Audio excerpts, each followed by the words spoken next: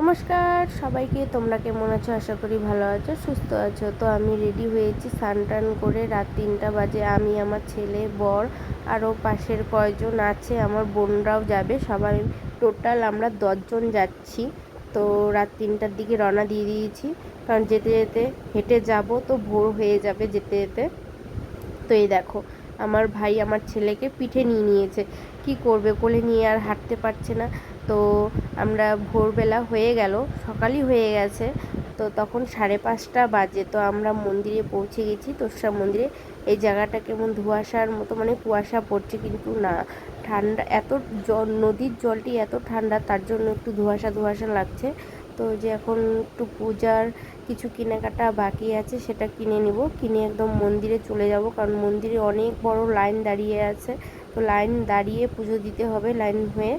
তো যে আমরা পুজো টুজো দিয়ে টিয়ে একদম পুজো দিয়ে নিলাম সব জায়গায়, যত ঠাকুর আছে সব জায়গায় পুজো দিয়ে নিলাম।